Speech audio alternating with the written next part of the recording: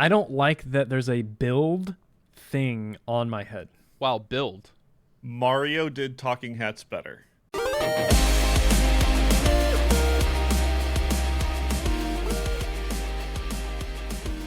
Welcome to New Game Plus. This is a retro gaming podcast where three guys spend 7 days playing one old game and then we talk about it. My name's Dustin. My name is Kenny.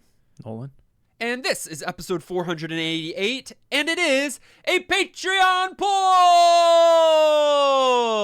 How many times have you said that recently? A few, but it is the last time for a long time. This is the end, my friend, and it's been a good run. Has it? Yeah, I some think would say so. it's been a gnarly run. I would begrudgingly give them that. I gotta confess something. I don't think it's gnarly. I've never liked the theme that y'all gave this year, and But it's too late for you to say that. Yeah, you can't untheme a theme. I can. This episode's just getting started. Well, okay, but I was gonna say before you rained on the parade that that girl group just came out with a song called "Gnarly" this summer after we started this. Blackpink? Who are you talking Cat's Eye? I don't know what it's called. They were, I mean, you would know, but it's, yeah, gnarly. Anyways, I'll Is that send you some K-pop band? TikToks. I think so, yeah. It's a I'll group have to of check it girls. out, but like that has nothing to do with our show. So Oh, that's true. you believe in coincidence, huh? Question of the week. What game from NGP's distant past still lives fresh in your mind? There's Alien Soldier. plenty of these. Okay, yeah, go. Yeah, I just chose one. Alien Soldier. It's like I don't even know how to describe it.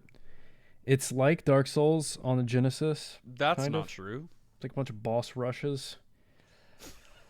Wait, and that's also not Dark Souls, is it? Boss rushes? this is my answer. Okay, go for it. And yeah, it just stuck with me. Like I think I was I guess I got New Game Plus from all of us, but it really stuck with me. I think I put it in S tier that year when we ranked these, or did our end of year ranking. I think that was year before last. And yeah, it's very difficult, but like really, really well made, and I think it's great.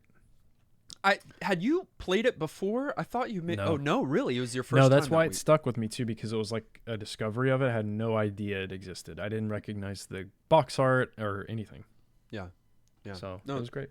It's a good answer. I remember you really, really clicking with that game. Yeah. You were also a Genesis boy growing up, so that kind of makes Yeah. sense. It's just a perfect. Yeah, it's like for me. All right, Kenny, you said that there are plenty.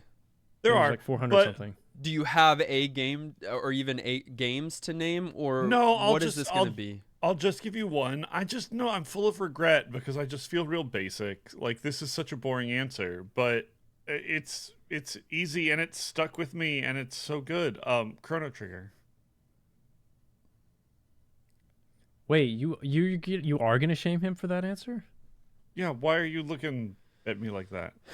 I thought you were gonna support him. I do feel like it's basic. I feel like he had played is. it before, which that's not the I question, hadn't. so that's fine. Okay. Oh, had you not? No. I also don't know if that's true, if it's stuck with him. I want to know the last time you had a vivid dream about it. I don't dream about many games much lately. Sometimes I do. About blueprints. But you do think about Chrono Trigger. What? The scene around the campfire, you dream about the robot, you dream about the future, the past. Lots of those things. It was for as long ago as that game was, it was one Very of the long. very, very first games we played. Yeah. And when you asked this question, I really did want to go back to like first like 50 episodes, like reach way back if we were going to reach. And so there's others that stuck out that like I have either fond memories of because they were just fun and iconic, like in Echo the Dolphin, that I don't really care about the game, but I remember the episode for just weird reasons. But that one, like, kind of became meme status for us, kind of became a personal bar of like best of, certainly made my top 5, if not 10 best like RPGs of all time out of nowhere, probably. Well, and the soundtrack, right? Like, I mean, there's a lot to remember about it. I know it's kind of like you just saying Final Fantasy VII for everything, and like it's a little expected, Yeah, you do and that. Like no one's gonna super blame me, and I don't. Sometimes I feel like I have two answers for things, and I hate that. So I'm sorry, but gratitude. You don't I'll have to give be it to you. sorry. Yeah, you don't have to be sorry. Be proud of yourself. While I shame you, I will give you two answers. One that is not going to surprise you. One that likely will. The first one is Perfect Cherry Blossom. Tohu Doesn't surprise 7? me. Yeah, I think it was Tohu 7. But that was really Yeah. my first real experience with bullet hell, the Yeah. genre, the subgenre, and I don't know, it clicked with me. I didn't include this in my list, but it kind of had the same effect on me as DCSS, but which I do think about quite often. No, it I didn't. want to go back every game's once in a different. while and jump back into. If I hadn't stopped in the middle of a run that I want to finish, I probably would still be playing that game. Wait, can y'all go on a DSS arc against? Because I loved, was it DCSS, Dungeon I got- Crafts. Can y'all go on another got- arc? Because I miss, like, I would be on my computer and then look over at Discord, and y'all would both be in the channel, and I would get to go in there and watch whatever you're doing. We're just watching little symbols flash across the It's the screen. nerdiest That's thing. ridiculous. But- Here's my answer that y'all probably don't even remember the game, but this is a game that I actually bet do you I think do. of quite often. We all gave it a no, but I remember it fondly. Okay. There's no way. That changes my answer. no I was going to make a guess, but the one I guessed would have all been yeses. No shot that either of y'all would name it. Very little shot that either of y'all would remember it. It's called Destiny of an Emperor. We Got didn't play zero that. recollection, Yeah, I was right. We I was did right. not play that game, sir. and It you wa- don't remember it right now. It was for the NES, and it was 3 years ago when we played it. It is this very unique role-playing game where you are in charge of like armies. It's built off of the story. What was that story? I'm not being able to. The The Emperor's Romance New of the Groove. Romance of the Three Kingdoms. It's that story that was written a long time ago, like historical novel, traditional Chinese historical novel, and it's got like a very first Final Fantasy graphic style, like very like black screen with just your sprites on that for like your menuing and stuff like that. You've got different leaders, you have armies.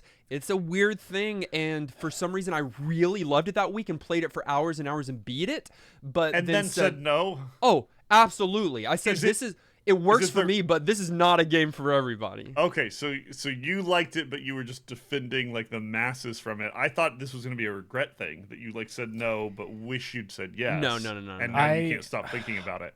I do regret to inform you that didn't happen. It We did not play that. happen. You want to know did, even maybe? a crazier thing that I was just reminded of right now when I just looked up the game? It was developed and published by Capcom. No, that's funny. That's even crazier. But what, like, from the name of the game to the end of all the stuff that you just said, Right. nothing sounded right or familiar to me. That's crazy. You'll have to go back and listen to the episode. I mean, or 3 pull up years gameplay. is a long time ago. No, Pull but up my gameplay. memory, you don't know me, Kenny. I'm built different. My memory's very good. That and is true. I don't You know what you he's do talking shock me all the time with the details that you remember of stuff we've played. about. What is it called? Destiny of an Emperor. Wow. We're basically the opposite. I remember maybe 13% of the games we've played. What'd you have Ooh, for that's- breakfast? I don't know. See? See? Coffee. He knows 13% of what he had for breakfast. Yeah. If you would like to see a list of all the games that we played in NGP's past, you can look in the episode notes and pull up the Retro Master List by clicking on one of those little links. Like in our Retro Game of the Week, The Legend of Zelda, The Minish Cap. Overview. Nintendo teaming up with Capcom, Hey. pulling out from the franchise depths of what they do, a Zelda title. This is a GBA game that came out in 2004, and like many of the Zelda titles, is an action adventure game. Plays top down, even though we're into the 2000s, on handheld and sometimes in others. In Zelda Land especially, we occasionally get these sort of 2D versions of games. And this is one of those where you are running around doing Link kinds of things. In this case, you as a childhood Link are teaming up with childhood Zelda to go on some lovely adventures. She quickly gets turned to stone, and you've got to break the curse from Vati by I don't know, by paying attention to the small things in life. Okay. Wow. Okay. Nolan, I don't want to put you on the spot. Is this Okay. the last 2D mainline Zelda game? No. Nope. You had. I mean, Come on, I want to hear. you had the 3DS games that were top down. Link Between Worlds. Like, yeah, it's 2.5, but it's not 3D. Like, it's a top down Zelda. It's considered a top down Zelda. Is it? Well, I Yeah. didn't say top And down. I just also, said wait, 2D. Phantom. Am I crazy? Phantom Hourglass is also 2D. Yeah. No, it's not. Hey, and Link it's not. Between the Worlds is an action adventure game presented in a stereoscopic 3D polygonal graphics top down perspective. It's top down, but it's 3D. Both of y'all shook your head The no, answer and is I think still I'm onto no. something. Like, you're not. The think answer I is am. still no. Someone I that's can listening- prove it in like 10 seconds probably. Nah, 10 minutes max. I mean, I'll be looking if y'all want to stall for a second, but there's no way. There's no way that think- this is the last 2D No, one. mainline Oh. is what I said. This isn't even. I don't want to get you stuck on always- something. You're getting me stuck because I Ugh. never viewed this as a mainline, anyways. Like, Ooh. the Because- handheld. Why? Because handheld. Okay, like, because handhelds? the Okay. handheld Wow. releases are always like Wow. just no. Listen. I have a good reason for Racist. this. No, but consoleist maybe because this game, this style of Link and the world, it was meant to be tangential. Are you following? I'm You know that following. word? That's a good word. To Wind Waker, which came out in 2002. So like it's supposed to, and I don't know about the timeline thing. Don't talk to me about the timeline. I'm anti-timeline. Oh yeah, good. I That mean, that's not. that was something they did for the fans, but I am saying though that during this time, that can I Link is pause you? supposed to 'Cause- be the same Link. Kenny's thinking like actual timeline in real life. I think it looks No. like okay. I'm just not. I'm agreeing that I don't care at all about that. The He whole thought I was denouncing nature. IRL time. No, the whole like nature of how these games were made. They don't need to timeline. It doesn't matter. Well, Right, we but they the did three it of us anyways. agree. But they did it in post, or they tried in post. I think slightly, Yeah. and some fans wanted it. It's not. But what I'm saying is, Yeah. Phantom Hourglass was the other release that was 3D, and it was handheld, and that one is like directly linked to Wind Waker. Linked. But this is like in that era, so I don't consider this mainline. That's I mean that was a lot, but that we got there. I don't You don't. I don't have think this to, is mainline. But it is. But I mean, but I guess it is. I Like I'm not just making that up. guess. Like no, I know. this might be boring for some, but here are the mainline Zelda releases. No, I in have to know. date You have order. to tell me. The Legend of Zelda, 1896. It's an old one. No, It had chips. the Legend actual legend itself. the legend began back in the late On a 1800s. On a tablet in a case. All right. The Legend of Zelda, 1986. The Adventure of Link, The Adventure of Link, 1987. A Link to the Past, 91. Link's Awakening, Your Bay, 93. Ocarina of Time, Your Bay, 1998. That's a huge gap between those, by the way. We've got Majora's Mask in 2000, Oracle of Seasons and Ages in 2001, Four Swords and The Wind Waker in No, 2002. but what you're doing is listing every Zelda game. No, I'm not. There's a whole nother list that's not mainline. Yeah, it's gonna be like Hyrule Warriors and like spin-off games. Well, sure. That's Man, what. I didn't not realize I mainline had this big of a means. opinion on what people consider mainline. Yeah. What, No, that's what interesting. Nintendo or whoever cares. Nolan just takes all his favorites and consider this mainline. No, I just look at the main console releases for those times. NES, SNES, and etc. And those are the mainline ones. I Okay, understand. so you are a consolist. I understand at least a little bit of the sentiment when you realize that this game was developed by Capcom. Like, that is also something that sets it apart, because you wouldn't think Yeah. a mainline title would be developed by a different company. Yes, and I had forgotten that they developed A few. No, yeah, like Resident Evil was another one that Oh. they collaborated on. Oh yeah, I'm not talking about Zelda only. But even some Zelda, But my Oracle favorites- of Ages and Seasons, Yes. and Four Swords. Ages well. being one of my favorites, maybe my favorite handheld in the series was Capcom. So like that's not weird to me, but that is another reason why I'm like, mainline, get out of here.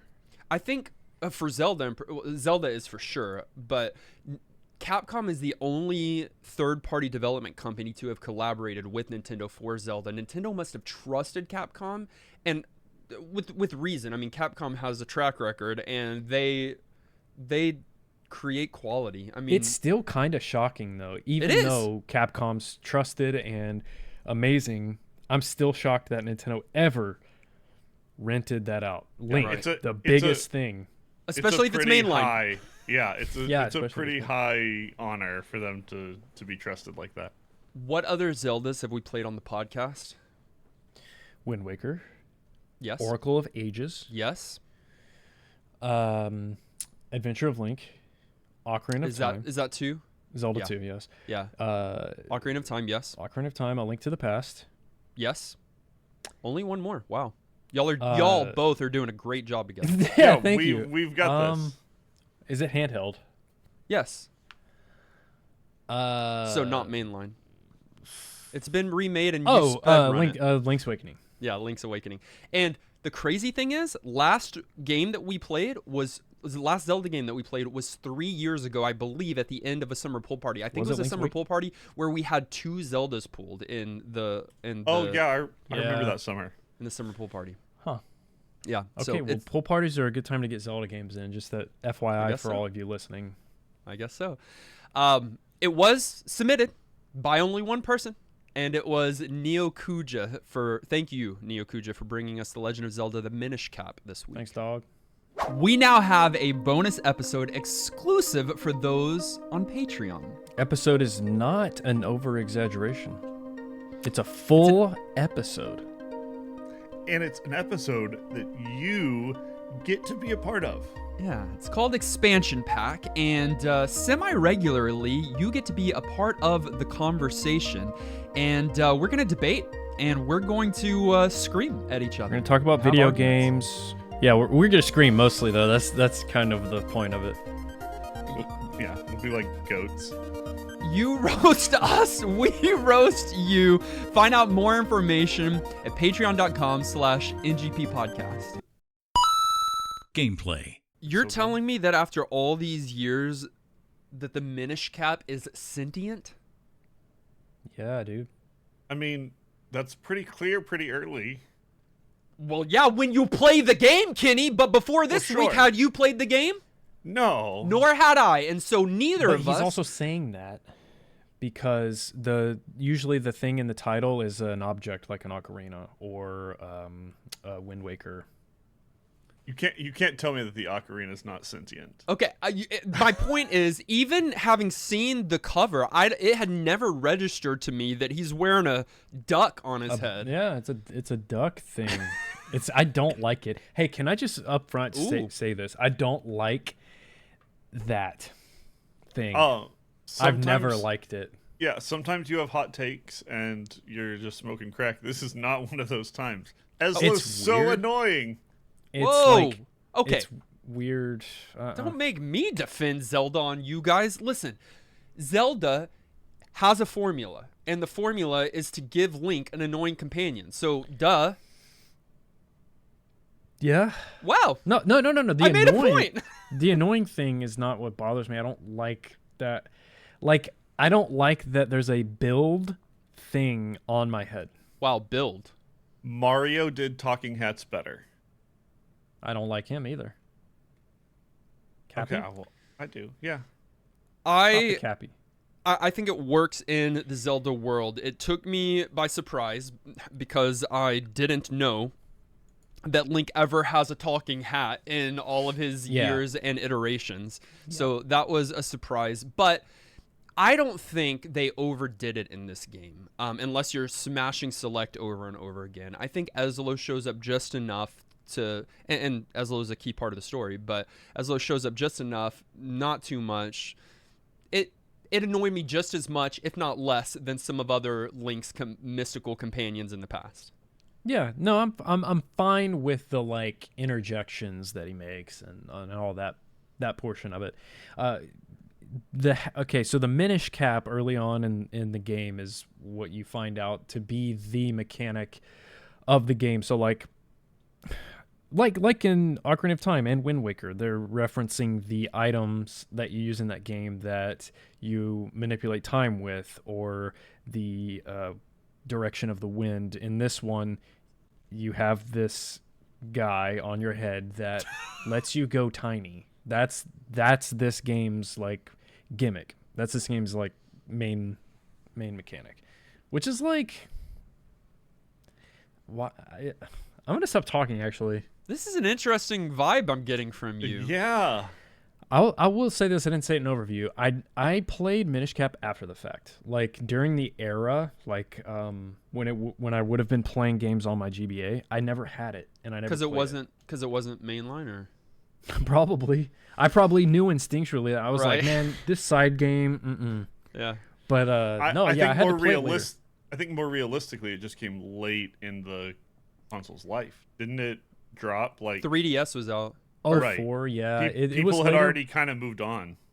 Yeah, maybe that was some of it, but that might have been some of it, because you had 3DS and stuff, all that stuff when it was coming out and stuff. So DS might be part of it. And then also console list. We've already addressed that. Hot. I have come to realize, if I haven't before, it's kind of clicking. It's been a while since we played a Zelda game, that all mainline Zelda games at least have a gimmick. And I'm not saying that using that in a bad way. No, yeah, but like, you're right. You've got Dark World, Light World. You've got Past, Present, Future, or whatever they do with the time stuff. You've got everything's got its gimmick. This one, as Nolan said, is going small and going tiny. In fact, the Minish Cap is really a former Minish person. There is a race of people called the Minish, and they are diminished. They are tiny people that live in the world. They've got their own village, but they live in the world. They might be the cause of a missing library book, or they might be the cause of a missing bagel, or you might have seen something out of the corner of your eye, and that's the Minish. You don't necessarily see them. Makes so much sense. That explains so many things in my your life. World, right? Yeah. But Link, because he's young and, I don't know, pure of heart, whatever the case might be, he and Ezlo team up, and they go in search of the Minish people, because the Minish people can help restore this sword that is broken, that can help him defeat Vati. Kenny, you set that up at the beginning. But, so you've got the macro world that Link is going and experiencing, and puzzles and dungeoning like all of the other traditional 2D Zeldas. And then you've got the Minish world, where you're doing a lot of the same thing, but the boot is now massive beside you, and you're fighting different enemies that are much smaller than the normal enemies. Yeah, so Wind Waker meets Honey, I Shrunk the Kids. It's honestly such a clever gimmick, because being a handheld game, I'm sure you're limited on the cartridge for what you can do, especially for a Zelda, which usually has usually it has a lot of dungeons, like 7 or more. And so what that allows you to do, I would imagine, is you have your main big person world, but then you can do these like micro stages, or like you even use it in dungeons too. Like it allowed them to get really creative on the puzzling and stuff, system itself, and with the puzzling. Yeah. So I scoffed kind of earlier, because I think just on the surface the concept of it never appealed to me, but like in practice it's quite good. Like it feels good and it's clever. I also thought it was very cute that, like, in some instances in the overworld, you go down to Minish size, and instead of the world getting smaller with you, like it does in some of the dungeons and things like that, or in some areas, the world stays its normal size. So Link is incredibly tiny. Tiny. He's just a tiny little nugget. And it's yeah, you've got like even a little bubble that shows his face so Yeah. that you can even see where he is, and that's really funny. It's great. And as a small size, you can kind of walk through logs that regular sized Link wouldn't be able to walk through, or fall through holes that regular sized Link wouldn't be able to fall through. And later on, you actually get some upgrades and tools so that little Link can still do some of the things that big Link can do, like move pots or things like that. Yeah, and to go little, there are similar actually to, or reminded me of, Oracle of Seasons, which I know y'all didn't play, but in that game, you have to find a stump in the overworld to swing the rod to change the season, the Rod of Seasons. Yeah, huge. And in this one, they have these pots throughout the world that are access points to going small. And that looks different in dungeons sometimes too, but that's how they like. It's not like you can do it anywhere in the world, right? It's not. They limit you to like sections of the overworld where you can use this ability, and so I think that also makes it a lot more. I don't know what I was gonna say. Well, it does force the game to be a little bit more linear than sometimes we see. That's what I was trying to say. I think that goes beyond just the like big small parts. They could have made this game in a way that you could, go small anytime you wanted and sort of like designed more around that freedom, but they chose not to, and it's understandable why, and I think especially for a handheld title, certainly not a big deal. But this game did just feel a little bit quicker paced and a little more linear than some other Zeldas. And again, I think that's primarily handheld and is certainly called for. But just a good thing to call out. Kenny, might I speak to the pace? You might. I realized this week, it's very interesting that we're playing this game in the wake of playing another action-adventure game that was very much inspired by Zelda in many ways. I, at the end of the last episode, spoiler alert, didn't know why something with Alundra, a childhood favorite, didn't click with me anymore, and I couldn't really put a finger on it. I can now, and I should have been able to describe it then, but I can now. I realized why Alundra didn't click with me, and I think largely it's because of the pacing. I think with Alundra, the pacing was off. It is a comparable, it's a little bit longer. It's a console game, and it's 30 hours, I think, is the game. This one's more like 15 to 20, but you so slowly get items, and the integration of those items isn't as heavy as it is in the Zelda games, and in this one in particular. And so the pacing in Minish Cap, it is giving you new items and upgrades so quickly and so often. I'm serious, within the first hour or two, I had a sword, I had a shield, I had a gust jar, I had bombs, I had a boomerang, and I had a charged sword attack. That's all within the first hour or two, whereas in Alundra, I'm still just stuck with the dagger. Yep. Yeah, like crappy sword, like not even the normal upgraded one that you get way later in that game. Right. Yeah. No, that's a really good point. I thought you were gonna go items, but it's kind of related, right? Like, yeah. In this game, you just said you got so many, and I will say that the items that you get in this game are quite unique. I think there's a bunch actually that are unique to Minish Cap. Oh. Because like how Zelda will reuse items across different games. Boomerang's a good example. Bomb's a good example. There's a few of those classics that show up here and that are familiar. Yeah, but they're always the gonna iconic have ones are completely different. Yeah, and like, so in this one, the Gust Jar, I think this was the first game that had the Gust Jar, and that being the first item is really interesting too, because like, I don't know, it's just unlike any of the other ones that you've seen up until this point. Which the Gust Jar is just a jar you pull out that sucks air towards you. It's like a vacuum, and so like that has a lot of interesting interactions with enemies, but also using in puzzle solving. And then the mole mitts is also unique to this game. I thought that was fun. They introduce a new block type that you can't get through unless you dig. So the items in this game are super unique. I really like them. I think that cape that allows you to jump. Which Locke's you're... cape is from the Ages game. Or the Oh, Oracle it's okay. games. Interesting. Which, by the way, I know we've already moved on from it, but I think that this isn't the first game that Link can go tiny on. I think they got the idea from an item in a previous game. I don't remember which game it is. Oh. But in one of the, I think it's close, so it might be one of the other handheld games that came out just a couple of years before this one. But I think there was an item that allowed Link to go small temporarily, and so from there, they're like, yeah, let's develop that out and let that be the shtick for this. Yeah. But yeah, I think with pacing here, with the amount of items they give you, and I will say, and I mentioned it, but the way that it integrates not only into battle, but into the world, into the puzzle solving, there is a reason to use all of these items, and not one of them are purposeless, and not one of them are bad. Now, I didn't use arrows much. I could have, and I bet someone would have, that there is use for that. But I stuck to like the boomerang and make them dizzy and then use the sword.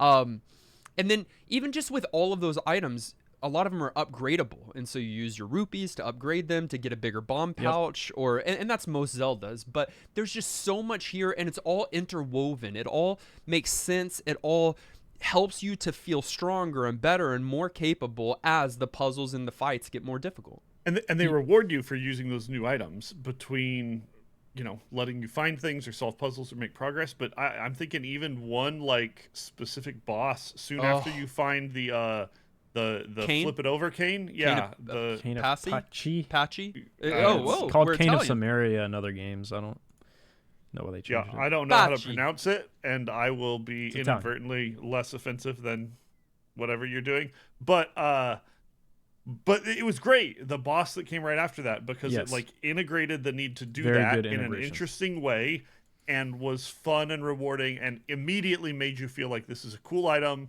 It helps in lots of ways, and I'm better for having it. And sometimes they'll just stop. They'll just give you an item and give you like one thing to do. Like, now you can just make progress, or now you can just solve this one kind of puzzle. And this game's great about giving you just immersion and value for all of those things. One thing I definitely want to talk about, it's one of my most important aspects of a Zelda game, is the dungeon design. And I think that it was actually really refreshing to play this game, because I haven't played a Zelda, and this isn't new to me. I've played the game before, but it's been a really long time, so it felt kind of new. It's just been a long time since I played a Zelda game that prioritized good dungeon design. And this game did not disappoint at all.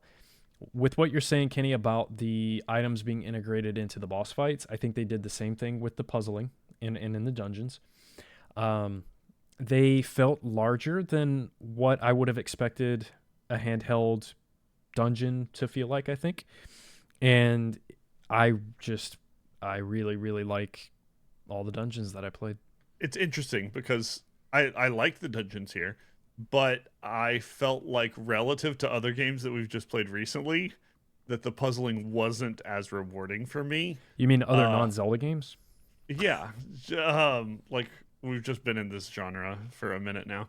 And I like... The puzzling here is fine, but I liked it better. You liked what better? I mean, it was Alundra is the one that we played that had all the puzzles, right? There's no way you think Alundra... I mean, I agree with Nolan. I think the dungeoning here is really fun. The puzzles are not too complex. Right, and that's what I miss. I like the depth. This is puzzle light. Nolan, this has got to be one of the easier Zeldas, right? Oh, yeah. Which I think is not a bad thing. Absolutely. But it doesn't. I can also see Kenny's point that it doesn't have that kind of depth and complexity that some people might be looking for. But some Zelda dungeons, some rooms are going to be kill these 4 enemies, and the door's going to open. But that's not the only thing they do. One of the key things they do here, which I believe, Nolan, they also do at least in Four Swords, if not some other games, is link duplication, right? Where you can charge your sword on these certain platforms, duplicate Link. It's a big story plot point here where you can, with each element you get, you can duplicate another time. So at first you can duplicate once, then twice. You can duplicate up to 3 times, where you have 4 links. 3 of them are shadow links that you need to be able to step on for buttons, Switches, or to push this massive boulder or things like that. And so that ends up being some of the puzzling along the way. And I think they're creative and fun. Not too complex, but creative and fun. It's a cool premise. I absolutely agree. And I think the dungeons are well done. I just think it is a fairly straightforward, there's just not a ton of like depth here. But that's not a complaint. Again, it's a handheld game. It's fast. It's light. It's trying to be universal. And they are well done dungeons. There's also a roll in this game, which might not seem significant, but I love it. No, it's significant. And it's not in a lot of other handheld Zeldas. So to have that bound to the R shoulder button feels really good. Just wanted to throw that out there. I like that a lot. Yeah, even the other choices they made, making that your action button in other cases as well, allowing a really, really clean UI that's assignable easily to map your other buttons so that you can swap depending on which items and skills you want to be using. All just really smart choices for handheld and the size of the screen. And, you just, like, it's a really small space. You gotta use it well. One of the things that I think this is the first and maybe only Zelda games to do, and you may have not gotten too much into it, is has to do with these kinstone pieces that you get along the way. You've got 3 different colors: green, blue, and red. You've got gold that are more story related, but they are pieces that you get in the wild, and you can then, certain townspeople you can link with, and so you press the left bumper, and then you go into like this new screen where you got to find the right color piece and the right shape piece to match with their piece. And if you do connect those 2 pieces, then a secret opens up somewhere on the world map, or a side quest, or mini, or sometimes a special enemy will show up, or a heart piece, and I don't know, I don't love it. I don't hate it. It's there. It's a fine thing. Without a guide, I would have been miserable going around and just wasting, them on small rupees or something. But I kind of like it there's some of that meta progression with the heart piece rewards, and I don't know what else it gives you, like rupee rewards and stuff like that. I kind of like it. I always enjoyed finding one in a dungeon, or a couple in a dungeon, and then going to like use it. I don't know of another Zelda that did something similar to this. I didn't especially care for it, but it is fine. Kenny, you mentioned it earlier, and I just want to swing back around to it one last time if we're about to conclude the gameplay section. I think the boss fights in this game are some of the best Zelda boss fights that I've done. In fact, honestly, this is gonna sound crazy, and I don't know how extreme I want to be with it, but I think one of the best boss fights I've fought in a game like this, I think, is the one that you referenced, Kenny, maybe, but it's the Guardian of the Cave of Flames. So it's the Glee Rock, and it's an arena filled with lava, and you can run around the outside. And at different stages of the battle, the lava expands so that you've got less room to run, and then it contracts. But you use that cane on the back of the enemy's shell. It flips over, damages it. Its head falls over, so you can run across it over the lava, and then you can attack the weak point until he comes back up, and it becomes more and more perilous, the environment, because it shoots lava or fire out at so you have to avoid that while trying to get around, and it uses the new item you got. I don't know. It felt very adventure and very epic. It was fun. Some of the best boss fights in the series. I'm not joking. My favorite was Mazal. I don't know if he's Which one's that? Jewish, but it is the head with the 2 hands. It's actually a and eyes on the hands. Yes, on the eyes you use the arrows or your sword to like disable the hands, and then in the room there is a access point to go small, and then you go inside the head, and that's where you like kill his 3 like health cores. That boss is I don't know if this was his first appearance, but and that's not his name in the other games, but he's in Twilight Princess. He's in other Zelda games. Maybe he's in Wind Waker. But the look of that boss, very colorful and vibrant, like very different looking and non-threatening looking, but at the same time, like it's just a good fight. Like the bosses in this game are so good. Bosses are really good. I'm also glad that the big boss isn't just Ganon? Ganon again. Just a little Vati- yeah, variety Vati's on that good. front is nice. This was not Vati's first appearance either. Well, maybe I think story it canonically, is. because Oh I my mentioned last time God. and you're not down for. I think this is a prequel to Four Swords. Yeah, I know. I read that too, and I was like, I rolled my eyes because I guess it is. I never thought about that because Four Swords to me, you guys have to understand, Four Swords to me is such a side game. It's a co-op game, like it was for them to promote the GBA link cable. Really? Yes, like Four Swords. Am I Look, crazy? I'm not we're not the Swords- ones that made them mainline. Don't. No, okay. Four Swords. I mean GameCube. Four Swords is on GameCube, but there was like You're could thinking link of it Four Sword to your Adventures. GBA. Four Swords Isn't there- Adventures. there's a- Okay. Yeah, okay, there's okay. a separate game Which I think is that you're different. thinking of. Yeah. Still, that to me is that's why I never bothered to like explore those games. I know they're probably great. People talk about Four Swords and loving it, but like I was like, I don't have any friends that can play this with me, first of all, so I don't need to play this. I'll tell you Pretty this cool. much: those little Pretty like cool. 2D Zelda sounds really great on the handheld, in my opinion. Like, Yeah. I mean, especially for 2025. Like, I would say, I mean, I'm just all about making more 2D games in general, but Yeah. 2D for handheld, I think that could really work, and I think it has for a long time. Yes. Absolutely. And Nolan scoffs at it, but if I could plug my 2D handheld into your 2D handheld and we could play some Zelda together, You're not plugging Yes, nothing please. into me. Yeah, this PG podcast. Aged. Is this the brightest and most colorful Zelda of all time? Most Yes. of them I are don't- bright. I think in my I mind, disagree. I think Def- Wind Waker feels brighter to me. That's a good counter argument. However, it's a good Wrong. counter argument.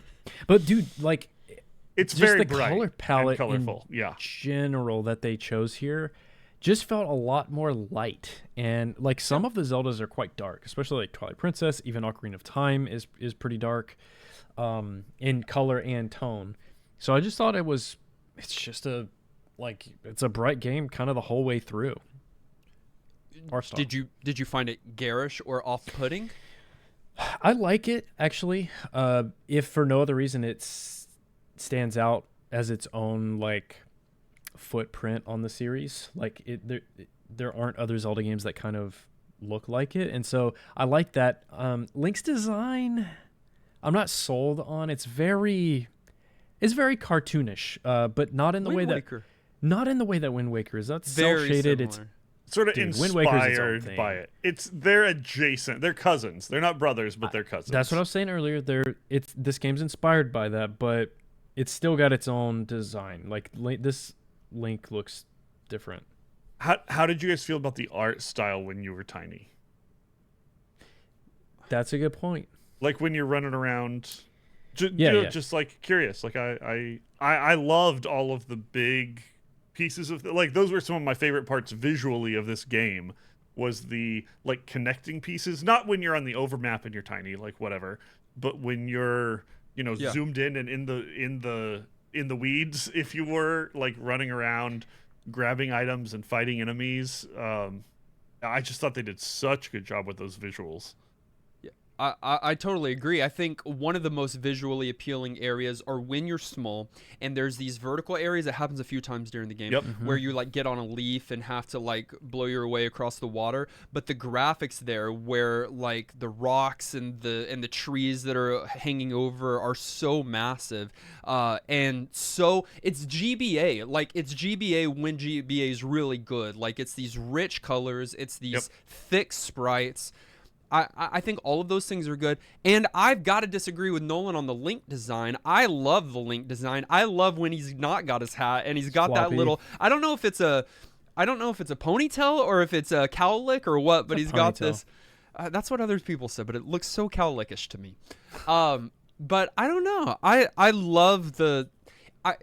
Cousin is correct, Kenny. I think it's definitely not Wind Waker graphics, but it's got the cartoony vibe and aesthetic that I really liked in Wind Waker. And this one has a different one, but it's definitely related. And it works for the vibes of what they're doing here, telling the story too. Like he feels like I mean, Link is often a kid, but he feels a little bit more kiddish than he sometimes does. You know, the whole sort of like growing up as friends already with Princess Zelda, and that whole just vibe is light and cartoony and fun. And then like you're going on an adventure with these tiny little people in the forest, and you have to do it because you're a kid and the grown-ups can't do it. It just has a tone that really works well, and I think it visually matches that tone in really good ways. The music will be familiar to any person that's played a Zelda game before. Most of it will be. In fact, I read this week that about 70% of the soundtrack is rearranged from previous games. So you're going to hear... that doesn't surprise me.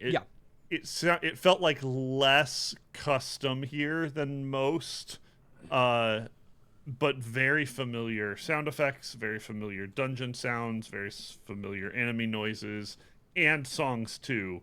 It's the ones you know and love, and there's nothing wrong with that, but it does lean into familiar territory. If you're looking for something original, this maybe isn't the game to look at.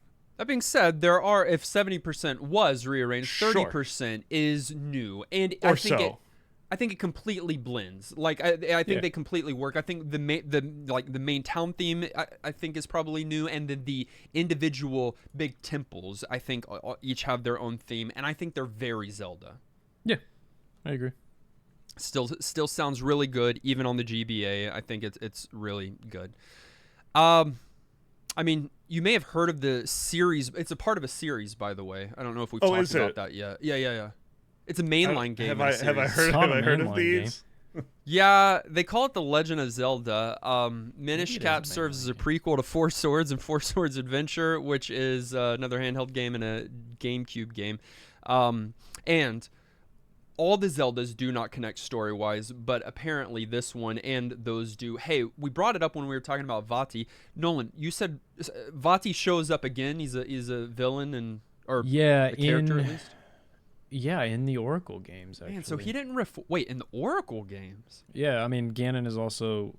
like, Vati shows up, I think. Maybe I'm tripping. I think he does show up elsewhere, but I thought it was Four Swords stuff because I think this was showing how he... Oh, yeah. I get Vati confused with... I think it's Vernon. Vernon is who I'm thinking of. It's another They might be cousins. Enemy. Yeah. So there are plenty of games in the Legend of Zelda. Not Vernon. There are plenty of games in the Legend of Zelda series. If you're interested, you can. I'm sure if you're listening to this podcast, you probably played at least one of them. If you want a copy of the Minish Cap for your GBA, it is very interesting, very comparable to last week's game, Alundra, on prices. $65 loose, $180 complete in box, and $610 new. Wow. Yeah, the new is double of Alundra, but all the rest of the prices are comparable. Weird. Pricey. I also did some research this week.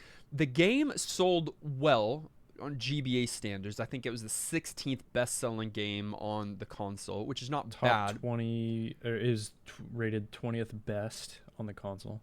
Okay, but to Zelda standards, it did not sell like they would have liked. And I think maybe because it's not mainline on a console. That might be it, Nolan. I think we've also acknowledged that it was late in the GBA's life cycle, the 3DS, and we are already moving on. So that might have been why. So, anyways, maybe it was a stupid hat. Maybe it was a stupid hat. It was Ezra for sure. Yeah. I don't mind blaming him. Final thoughts. At the end of each and every episode, we determine whether or not the game gets our vote for New Game Plus status, which is our general thumbs up or thumbs down. It does require 2/3 of the vote to swing one way or the other. Nolan, you once were a Legend of Zelda fanboy, Yeah. and then they changed the game on you. But And they killed the franchise is what Wow. I would put it. for this old school Legend of Zelda game, which by the way, I don't know if you said on this episode, did you own this game? I said I did not own this game. But you have I- played it before. Yeah, on an emulator. Like after it came and went. I had to revisit this one. I missed it. I think I registered in my mind earlier when you said that you played it like out of its date, that you still played it on hardware and all those No. things, maybe just a few years later. No, Oh. I didn't play this game. In your mind, this is never a mainline Zelda game. I mean, it's still not, but yeah. But is it a new game plus status game? What do you say? I have always heard really good things about the Minish Cap. I think I thought it was overrated because of that. Everyone's always like, Minish Cap's so good, like, and then I really don't know why I missed it. It's probably because let's see, 2004. Yeah, I probably had my DS like around that time and had moved on. And I was playing Wind Waker still, to be honest with you, on the GameCube. So, whatever. The game, it's just been a weird game in the franchise for me. So, coming back to it, I was looking forward to it. I was looking forward to giving it like another fresh look, and I was not disappointed. I don't think it's overrated. I think it's rated. The gimmick is fun. They do a really good job with integrating that mechanic throughout the game where they need to. So the puzzles in the dungeons, in the overworld, but they don't compromise on the dungeons and the puzzling and the items, the item progression. They still have that core like progression being tied to some of the items that you're unlocking, and it feels really good when you get one. Like it's like a huge moment, and that's what I really love about Zelda.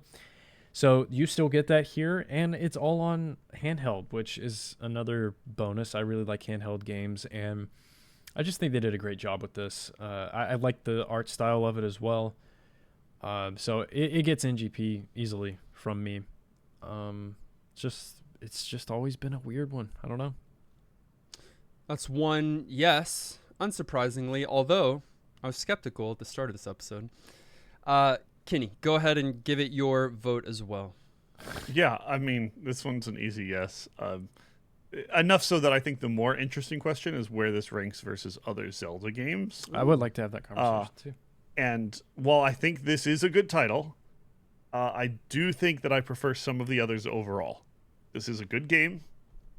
I have no major complaints, but in my mind, it was not quite as magical, unique, charming, polished maybe as some of the other titles in the series. I know that's a real kind of high level preference, and I'm not saying anything bad about this game. It's a very good game. Everyone should go play it. It's an easy NGP. Just something to talk about because that's more interesting than just being like, well, yeah, Yes. duh. You know. Okay. As I mentioned earlier, this is a 15 to 20 hour game to pretty much complete everything, except there's one like you can use shells to get toys randomly, and it's like figurines, and you have to collect them all. It's Yeah. kind of a silly little thing, but 15 to 20 hour game. A little bit pull the curtain back. We had to record early this week due to some scheduling conflicts, and so we are earlier than usual, and I beat the game last night. And got all the collectibles. I didn't get all the collectibles. Oh, I'm I not thought you were about going to say. I thought no, that's that's why you brought I it still up. 100% of the game. I'm just not going to do all that. There are a few hacks that were shared in the community this week. One of them was like putting the Wind Waker sound effects into this game. And then one of the other main ones is just giving you the like 2 heart pieces that you get from collecting those things, because no one wants to actually do that in real life. It's just a waste of time. So I didn't do the hack. I didn't do that part, but I did play the entire game. I beat it. I rolled credits. And I think this might be my new favorite 2D Zelda game. Whoa. That doesn't shock me. This feels like a Over new Link to the game. Past? Yeah, over Link to the Past. It's been a while. I'll have to come back to Link to the Past and see. I know it's got legacy experience with me. But this is kind of, in my mind, the perfect quintessential 2D Zelda. It is so good. so easy to play. It is so technically sound. It is so characteristically Zelda while still giving you some fresh and new things. Bright, fun, cheery, not too difficult at all. I mean, seriously. For how much you love the GBA and how much Yeah. this game to me feels like the quintessential GBA game, that doesn't surprise me. And Yeah. and just you and you know what you like Sure. and your preferences. I'm not shocked by that fact at all, but it is fun that we were able to find something that ranks that high up Yeah. for you. That's always a blast when you Was can the just be Vati like, fight good? new Vati little fight is good favorite. because I pretty much, you know, multiple phases. Pretty much, you have to use all of your main items to And be the able clones, to. right? You have to use the clones. You have to use the lantern. You have to use the sucker. You have to use the, you know, all of them, which makes it all That's so integrated. smart. Yeah, so smart. Zelda is always done with care. I think Capcom always really Dude, took care Capcom knows of these Zelda. things, and Yeah. they develop quality content the majority of the time. And there's a reason why Nintendo back here trusted Capcom with one of their biggest IPs. It's crazy. But I'm glad that they did. And Minish Cap definitely gets my vote for New Game Plus status, which means The Legend of Zelda, the Minish Cap, is New Game Plus certified. But what did you think? On our YouTube poll, 69% said yes, it's worth Nice. playing today. 1% said no. Idiot. And 30% have never played it before. I didn't know that Vati followed us on YouTube. Right. Yeah. Enemy territory. Still bitter. Many from our community played along with us, wrote in their thoughts on the Retro Game of the Week. We'll include a few of their thoughts here. Clint said, Minish Cap is an extremely special game to me. I still remember walking into Toys R Us and buying it. The first game I ever bought with my own money. I remember the wonder fun. of how enormous the world felt while I played through, and how the mechanics and items would shape my expectation for Zelda titles moving forward. It's not a perfect game, and it's not even a top 5 Zelda entry for me, but it's bursting with character and charm, and I will always cherish it even for its flaws and weaknesses. Should tell you something about how good the series is. Not even top 5. Dude, honestly, can we just let Capcom make the next main Zelda game? Dude. I'm not That- joking at this No, point. that might Nintendo- be a great choice. Like, they would make a better game, probably. Try real quick. What is one of the flaws or weaknesses of the Minish Cap? Clint's not here to say No, that. I mean, do y'all have something? Oh, do I? Probably, but not on the spot like that. Chill. I mean, Polish, lighter puzzling, ease. I think Sounds pacing was good. a little too fast. If anything, it was It was fast. I could, I could be nitpicky, but What about I also have no major complaints. So, Justin, like, what about in the carts? How fast you're going Dude, and it's I pulling in. love that. It's I actually so wrote funny. that down because in Alundra there were carts and they both had animations. Alundra's cart animation was funny and cute and great, and we might have even commented on it on the episode. And then Link comes out and tops it. It's just so 90 good. miles per hour. Yeah, It's I the love it. funniest thing. It's so good. Sam's Club Hot Dog said, "I played Minish Cap for the first time. It makes you laugh every time." It's a good name. I played Minish Cap for the first time a couple of years ago. It's a fantastic Zelda game, and I don't think it could have gotten much better for a GBA Zelda. It's got Toon, Link, and a unique, vibrant, and charming world, with the Minish abilities expanding it even more, considering you get to see many different things from different perspectives. Other than those things, it's a relatively familiar 2D Zelda experience. There's no way I wouldn't give it in GP. Yeah. I would be surprised if anyone would pass on it or say that it doesn't age well or anything. Like, there's you were saying, like, what's the flaw? There's really nothing, like, seriously wrong with the game, so Yeah, there's it's no way somebody was, like, not liking it. Yeah. it's good. It's safe. It's a little predictable. And again, those aren't bad things, especially on a handheld. But like because of that, I also think it's going to be universally enjoyed because it's great. But in my opinion, Zelda and Mario, and there's others, have such a good formula at its base level that you don't, in my opinion, don't need to have something brand spanking new every single time. Absolutely. Hey, thanks for saying that. You're I right. mean, I'll say that about Zelda. I've always respected Zelda. They're just Let Capcom make Zelda Switch 2. Zelda Switch 2. Let Capcom make it. Start a thing where people agree. Nintendo's sign probably already done with the game. Like on it, they're probably just waiting to announce it. They are. Nolan just really hopes they go with a Breath of the Wilds direction, and things are a little bit less of what the genre has become. Finally, Radmax says, not going to say anything that hasn't already been said. Zelda as a franchise is goated, and this game is no exception. The thing that I find fascinating about this game is how many assets, if that's the word, from an audio perspective are reused here by Capcom.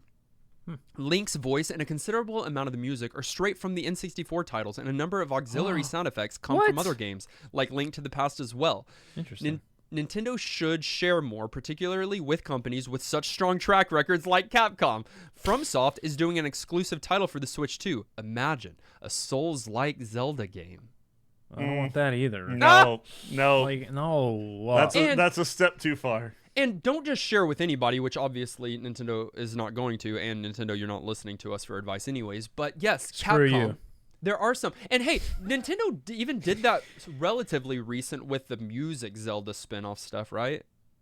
That was handed over. Yeah. Crypt of the so. Necrodancer, you know, and all of that. The collaboration game. Yeah. Sure. Yeah.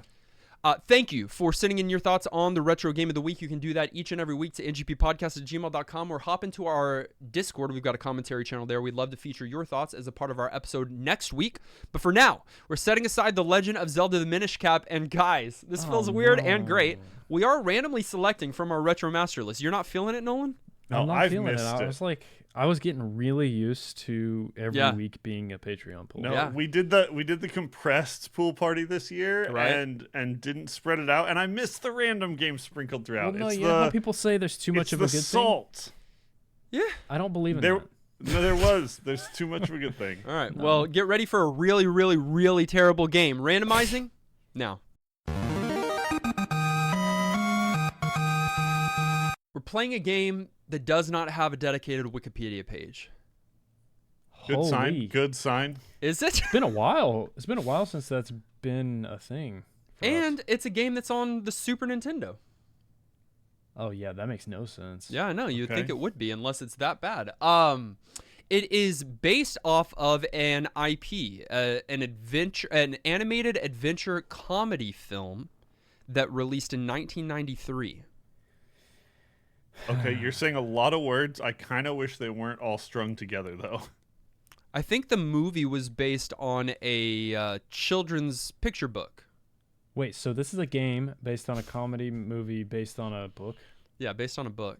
based on a scroll from the 1800s Yeah, based on a legend. based on a legend. I didn't know what this was when I did the search, and then when I saw the characters, I instantly remembered having a fondness for these characters when I was younger. Oh no. What? Oh yes. Can I guess? You had good taste as a kid. Let me tell you, it's a platformer, and then yes, you can guess, but I don't think you know anything about this. You're younger than me. What are the puppet? What was the? Are they puppets? No. But what Oh are my. you thinking? I don't know. They are dinosaurs. Okay. The Okay. game that we'll be playing for the next 7 days is called We're Back, a Dinosaur's Story. I thought you Wait, were gonna say the chicken nuggets that are shaped like dinosaurs. No, is you this thought that's what I dinosaurs was like gonna the say? TV show Dinosaurs? It's not that one, not with the baby dinosaur. Oh, okay. Yeah, It's yeah. not that. These are animated dinosaurs that have, I know what you're talking about. really? I Wow. just vague like memory recollection. I didn't like watch it a lot. We're back a dinosaur can story picture it. film. Yes. Oh And- yeah, I recognize these idiots. Yes. Yeah, They're but very like iconic. I don't Said. know their names. I didn't watch the stupid movie. same. What's crazy, it's pretty much the exact same dinosaur setup, except grown up as the Land Before Time. Like, that's the same dinosaurs. There's Right. Ducky, there's Yeah. Sharptooth, there's Sarah, This is whatever. They This look- is basically but they the have- land. This is basically the land after time. but they have like human faces, kind of like Oh no. it's kind of I mean, scuffed. anthropomorphic. No, I love it. The movie was a lot of fun. I think we're back. I think they're showing up to town. They're in a city on the cover, yeah. But we're back, guys. Well, okay. so funny. Find a copy for the Super Nintendo of We're Back, a dinosaur's story, and play it along with us this week. Or don't. Mm. Either way, No, do. go to Discord by going to discord.gg/ngp podcast. You can also head on over to patreon.com if you want to support or continue supporting your favorite retro gaming podcast. You'll be joining the likes of our many producer level supporters, including Alex and Marley and Antonin, Ben, Champagne, Vinaigrette, Craig, Dagny, Flombus, Garlisle, Grammy C, Hallex, Harold, Hey Brother, J. Robert, Jake Jordan, Jordan Justin, Kaldaka, Clen, Lapidus Landris, Levi, Maximum, Megatroid, Miss Muso, Not Enough Dog, Radmac, Sage and Scotty, Shane Shauna, Snake Matic, Spinning the Jet, Super Hyper Swaggy Taco Fish, Psycho Mantis, Thomas, Tim of the T, Turtle, Unbedavable, and Zion. Thank you to our director level supporters as well. Of course, you guys are the dinosaurs that live in our town. What? Bro Jim, Sasser, Tins, and Siegfried. And thank you to our newest patron supporter, Shane's World. Appreciate your Shane's support. World. Thank you. You can follow us on our social media, Facebook, Twitter, TikTok, and YouTube. Links are in the show notes. Listen directly on any podcast provider of your choice. Make sure you subscribe so that you are the first to get new NGP episodes. And while you're at it, please leave a kind rating and review. Our episode artwork was created by our friend Dave. Our video episode was edited by our friend Dylan. Our audio episode was edited and produced by our friend Dan Willett. Join us next week as we play We're Back, a dinosaur's story. Until then, I'm still the Apache rod, or Cane Apache. I'm still way smaller than you would expect. I'm unstoppable. And this has been New Game Plus.